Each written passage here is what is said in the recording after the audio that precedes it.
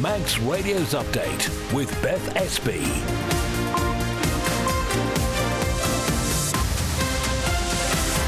Well, first, good evening. Welcome to your half-hour roundup of news here on Manx Radio. We've got coming up before 5:30 details from the Treasury Minister responding to concerns about departmental financial plans. We've also got some details about where the development of the new Castle Rushen High School is up to cost-wise, why an MLC believes the assisted dying proposals are too weak, and we'll take a trip down memory lane for any fans of Paramount. Obviously, I never went there. If there is anything you'd like to let us know about, please do get in touch. You can text 166 177, email studio@manxradio.com, and we'll be keeping an eye on the traffic and travel as well. So if you spot anything on your way home, it'd be great if you could let us know. We'll start, as usual, with a roundup of today's main news headlines with Christian Fastamai. The assisted dying bill has passed its final stage in the Legislative Council. Members voted 7-1 in favour of progressing the proposals, which would allow terminally ill Manx residents to request medical help to end their life. More than £2 million has been spent on the new Castle Rushen High School project. That's before ground has even been broken on the site. The figure includes money spent on feasibility studies and pre- and post-contracts. Hundreds of billions of dollars have been wiped off the value of US tech firms after a Chinese app burst onto the scene. What does that mean to the Isle of Man? I think we've got considerations around how we use AI and whether we're using the right models. What is the difference between this one and the other one? And those are still questions. That's Jason Bissell from Digital Isle of Man there, who says it's an important development for the island too. And FC Isle of Man boss Paul Jones hopes his side's dramatic late win at the weekend against AFC Liverpool will give the players belief they can get more positive results. It's very important now that we build on what we've done. The Ravens are at home once more this coming weekend when they take on Earlham. In the latest international news now, and Donald Trump's administration has launched a crackdown on illegal migration in the US as authorities carry out a series of raids in major cities. Yolanda Pena is a community activist in Chicago. The mood is very scary. There's a lot of fear happening in the community, a lot of sadness, not too much movement out in the street as the usual of how it's been for the past 2 years. There are proposals to axe hundreds of jobs and slash the number of courses at Cardiff University. Plans include reducing the academic workforce by 7% to deal with a funding shortfall. And Lady Gaga has broken her silence about the bad reviews her film Joker Folie à Deux received. She's told Elle she thinks it's important for artists to keep going even if something didn't connect in the way they'd intended. Those are the update news headlines. I'll be back with the latest from 6. I know the feeling, Lady Gaga. Honestly, I do. Christian, thank you very much indeed. Now the weather brought to you by Manx Glass and Glazing. So most places will remain dry this evening and tonight. Some clear spells, but a few passing showers still possible. A moderate to fresh northwest wind. Minimum temperatures will be around 3 or 4 Celsius. Then tomorrow, mainly dry and bright, sunny intervals, only isolated showers. A moderate to fresh north to northwest wind. That'll become fresh to strong during the afternoon with highs of around 8 Celsius. And just looking ahead to Thursday, dry with spells of sunshine, but then it will become cloudy later in the afternoon and some rain arriving in the evening. Sunset this evening was at 4:52, sunrise tomorrow morning 8:11. Manx Glass and Glazing can supply and install single, double and triple glazing. Call 674 573 or visit the showroom on the Snugborough Trading Estate. If you run a small business or just need more room in the back, Philshaw Vehicles has the perfect van or light commercial for all your needs and can sort out any finance. Based in the Tremode Estate, view philshawvehicles.im or call 49 51 49. A great night's sleep got even better with Zed's Bedding Store. From quality Beldorm bed linen and mattress protectors, fleece and woven throws to luxury duvets from the fine bedding company. Zed's Bedding Ramsey, next to Isle of Man Bank. SMS Trading. New and second-hand furniture from flat pack to fully built. See our range at 3 St Paul Square, Ramsey. All-island delivery and man-in-a-van service available. Call SMS Trading on 315151 or find SMS Trading on Facebook. The exclusive Karcher store is open with thousands of products, accessories and parts in stock. For Karcher sales and service, Hersham Electrical, Shipyard Industrial Estate, Ramsey. You're listening to Update here on Manx Radio. It's just gone 5:05. So as many of you will be aware, we've been following the proposed Castle Rushen High School for several years now, and we've had some additional information sent to us this week regarding the cost of the development so far. Lewis has the details. Responding to a Freedom of Information request from Manx Radio, the Department of Education, Sport and Culture has provided the total amount spent each year on plans since the 2017 to 18 financial year up to now. Altogether, it comes to £2,035,369.22. The figure includes money spent on feasibility studies and pre- and post-contracts. A breakdown of the costs, including design and consultancy fees, has been withheld, as the department says such a disclosure would be likely to prejudice its commercial interests. The DESC's respondent says all the information provided is accurate up to the 31st of October last year. Overall, the project is expected to cost in the region of £62 million. In last year's budget, £3 million was allocated for the design and planning phase. A replacement Castle Rushen High School has been in the works for several years, and the current building dates back to 1961. After 60 years, in 2021, a report found the site was increasingly not fit for purpose and a below-par environment for students. It was described by one Southern MHK, Tim Glover, as being in a state of disrepair. A master plan for the new facility was unveiled this time last year, which includes a sports block and 6-lane swimming pool. Meanwhile, the latest update on the project itself came in November last year, with the Treasury Minister saying it's still in the initial stage. A funding request it's hoped will go to Tynwald in February next year, and construction has been planned to start a month after that and is expected to take 30 months to complete. Lewis reporting there. Coming up to 5:07, and an MHK says it's alarming that Treasury has not asked departments for their financial plans ahead of this year's budget. The departments revealed as part of the 25-26 budget process that no government department boards or officers were requested to provide that information. Well, Onken's Julie Edge has questioned where is the good governance, transparency and fiscal responsibility, and we put those concerns to the Treasury Minister, Dr Alex Allinson, and this is what he had to say. The budget last year, as people will remember, was extremely difficult with significant overspends across the whole range of departments.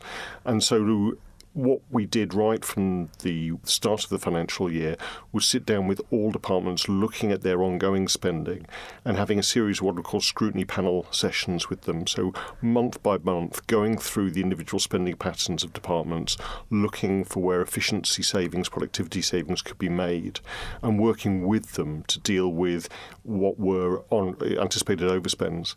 We've also this year been publishing quarterly management accounts showing in real time where departments are spending their money and how much money they are spending and whether they're under budget and over budget.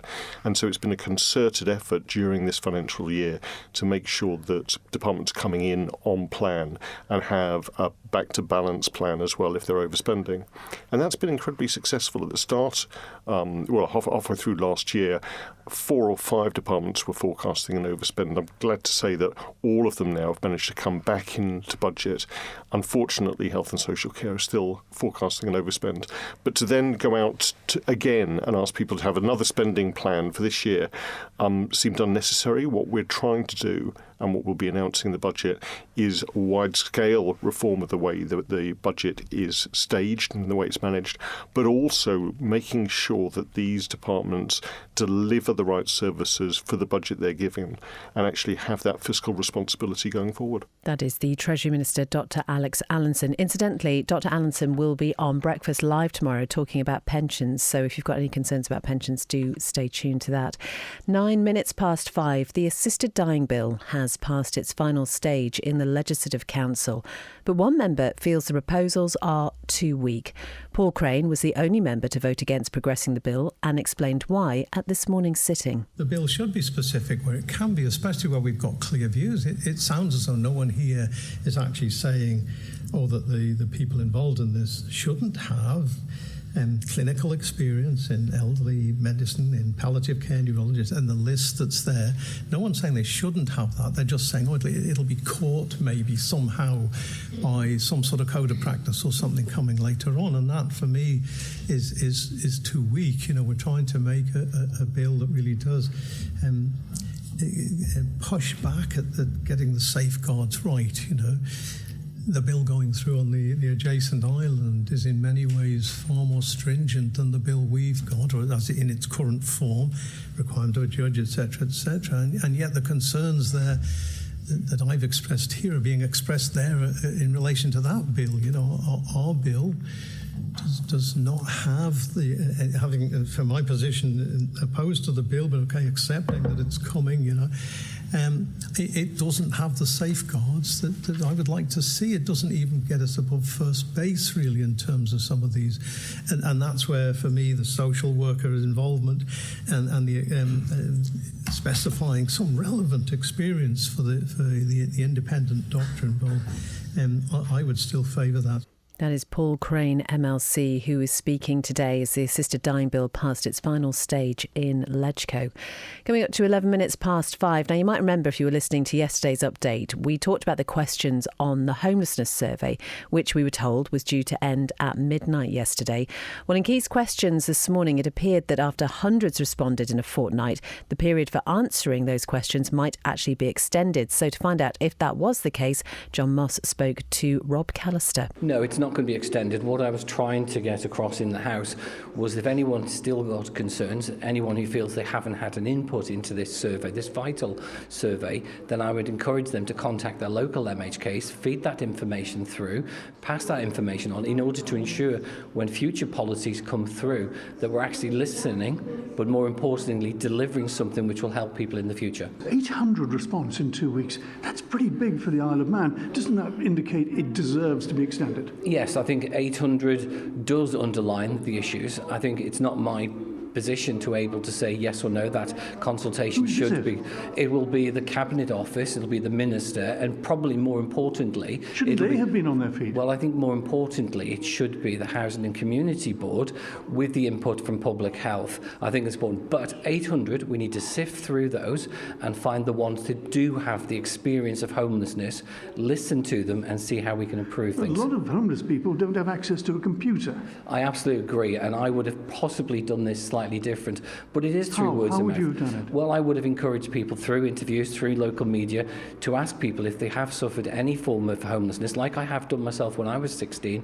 I would speak to their local representatives, feed it through, let's improve the service for everyone. The bottom line is money is needed to solve this problem, isn't it? Yes, I think it's not just money. I think we need a suite of options because one person's circumstances relating to homelessness will be completely different to another. We need a suite of options, and I really have my confidence in the Housing Community Board to put forward solutions that actually do help remove homelessness on the Isle of Man. That is Onken MHK Rob Callister talking to John there. Manx Radio Travel, driven by Quayside Tyres and Service Centre. Well, nothing on the police pages, which is always good news as you drive home this evening. If you do spot anything when you're out and about and you're able to let us know, that would be great. We do know still Summerhill in Douglas is closed to traffic until Friday.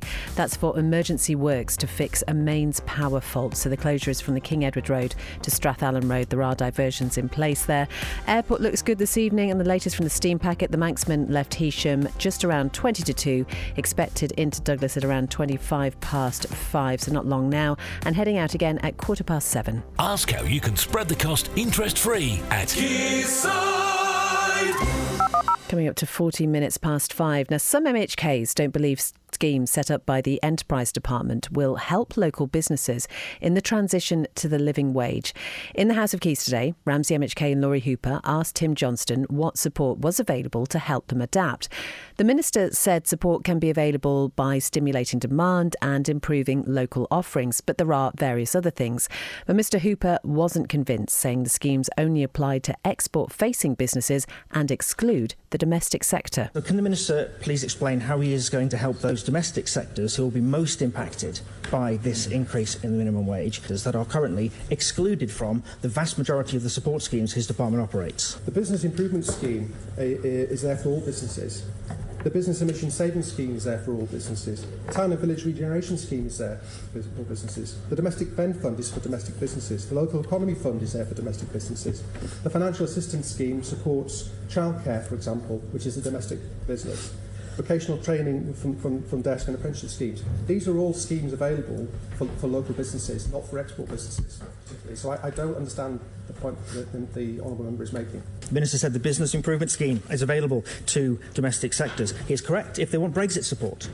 If they want support for things like information systems or ICT or transactional websites or efficiency issues, the scheme guidance specifically says you must be an export business only. So the Minister has stood up and stated that local businesses have access to these schemes. That is categorically not the case.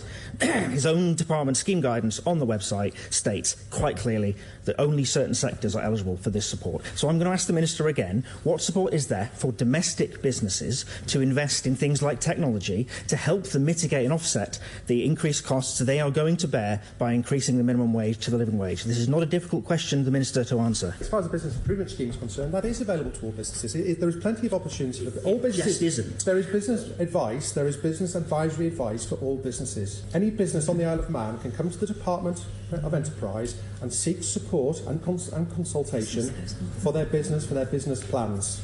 So I'm afraid the Honourable Member is mistaken in that sense. It's your own guidance. The Honourable Member is mistaken. Thank you. That was in the House of Keys this morning. That was Laurie Hooper, MHK, and Tim Johnston, the Enterprise Minister. 16 minutes past 5. A former MHK standing in the local authority election in April says trust in politicians is more important now than it ever has been. David Cretney is hoping to represent Douglas South for Douglas City Council and has housing, dog fouling and protecting public parks and spaces as the key topics in his manifesto. He believes his previous political experience will help him in the role of councillor if he's elected, and local democracy reporter Emma Draper asked him why he's returning to politics at this point in time. Well, I'm not somebody who just wants to sit around and watch telly all day. I've got 2 dogs and I love getting out for walks around the island with the dogs, but I have got spare time. I have got experience which I think might contribute to the council, I hope, and work with others to make sure that we've got pride in our city. We now have city status, and so we need to take advantage of that, and hopefully I can help. What are you standing for? What's on your manifesto that are the key things that people need to know about?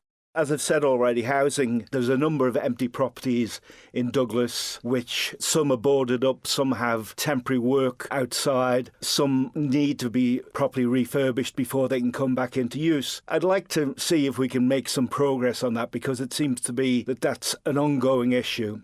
I'm very pleased that there's been developments in relation to the flats on Peel Road, in Williston, the sheltered housing which has gone on of late. I think those are all great. And so, given that housing has always been kind of top of my agenda, I'd like to play a part in that. We're very fortunate that our Victorian and Edwardian forefathers left us the lovely parks and gardens we've got, so I think they're important to be maintained. Also, play areas. The corporation is responsible for play areas, so I'd like to make sure that we continue to make proper provision for young people. Obviously, one of the controversial issues in the last couple of years was the refuse collection, where it went from weekly to every other week.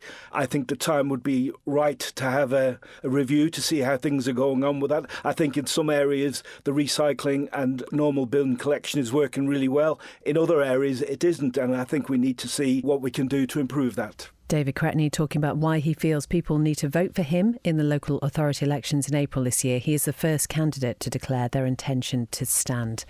18.5 minutes past 5. US tech firms have seen their value plunge by hundreds of billions of dollars after the launch of the Chinese AI app DeepSeek. It's now the most downloaded free app in America, that is according to Apple. Well, Digital Isle of Man board member Jason Bissell says this is an important moment for the island as well. In terms of the DeepSeek as an application and the DeepSeek open source model, what is interesting is that they've shown that through $10 million of investment, they've been able to create similar, if not better, experiences than an organisation that spent nearly $6 billion on building out a similar model. So economically, it's very interesting. And, from a user perspective, there's obviously, a good experience to be able to use the application now of DeepSeek. So more accessibility to people to be able to use AI in a conversational way, which is which is very interesting. And then, what does that mean to the Isle of Man? I think, we've got considerations around how we use AI and whether we're using the right models. What is the difference between this one and the other one? And so those are still questions that I think, the Digital Isle of Man team are supporting people in terms of learning how to differentiate between whether it's OpenAI or whether it's Gemini and DeepSeek. So, that education is still ongoing, and it becomes even more important when these events happen. And I suppose in many ways, artificial intelligence has been the disruptor to many industries and continues to shake up the ways businesses are functioning. But in this instance, AI appears to have been the disruptor to itself. Yeah. So obviously, Nvidia's share price and the disruption to the sort of financial markets, I think it was somewhere near the region of $600 billion was wiped off of Nvidia's share price. And so this is the for people on the island, this is a really important moment because an open source model, which essentially what DeepSeek is a more technical model versus a commercial off the shelf model. And so that's really, again, goes back to making sure that, or supporting people to learn the differences and understand what that would mean to their business if they use one versus another. Because the scale of economy that AI has disrupted AI with here, as I said, $6 billion spent by OpenAI in terms of investments in building out ChatGPT versus $10 million. That's an important consideration because your cost base just suddenly had a new baseline.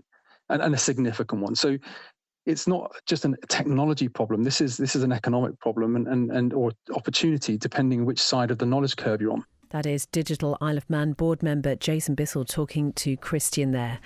And an iconic landmark of the Isle of Man's entertainment industry has really been given a new lease of life by a former TT rider. Paramount City on Douglas Promenade has reopened its doors after extensive renovation as a barbershop and coffee house. It's the brainchild of Richard Milky Quayle and his wife Lydia, and John went along to find out more.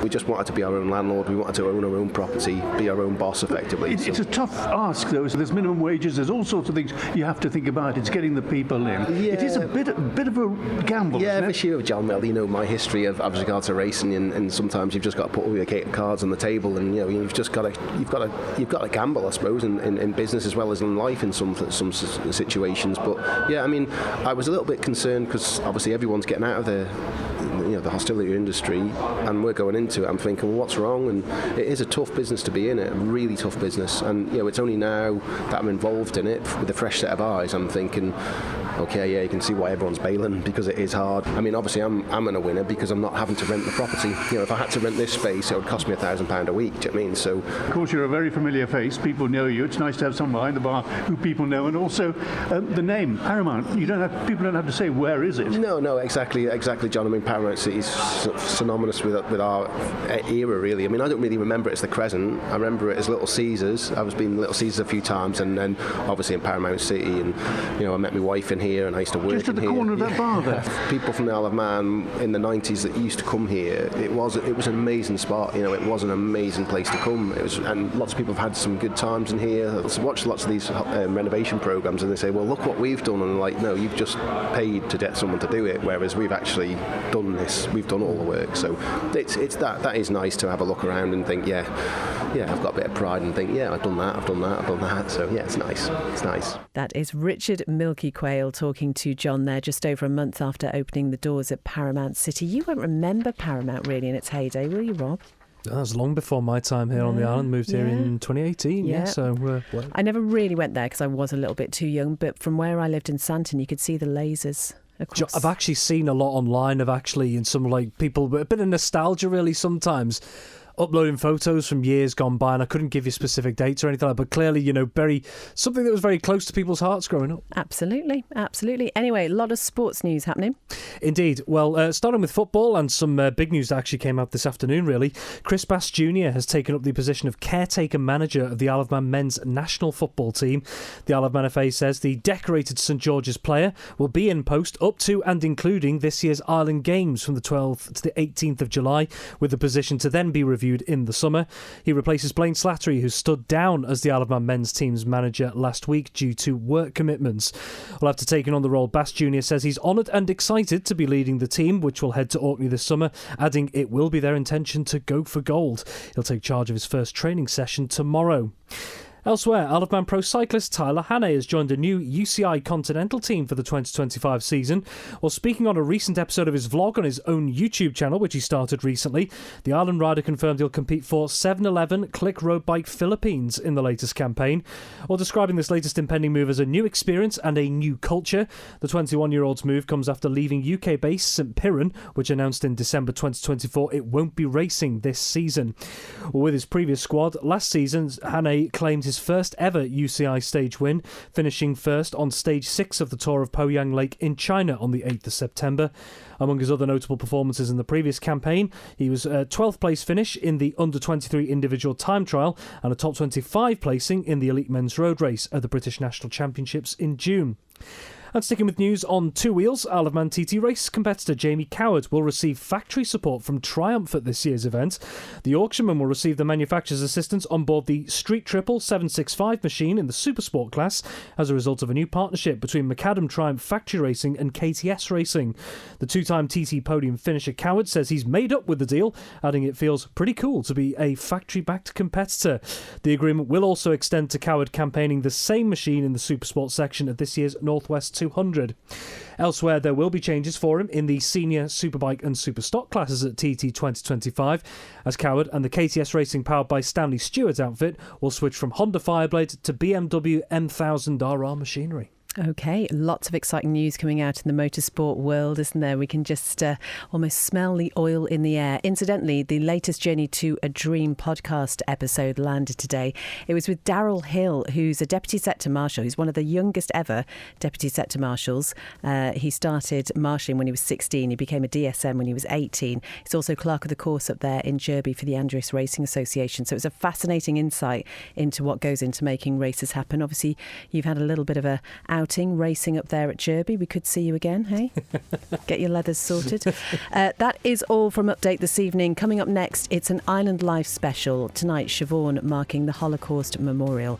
The Folk Show with John Barker is at 9, and then Dave Moore will bring you After Hours from 10. Whatever you're doing this evening, have a good one, and we will talk to you again on Update tomorrow at 5.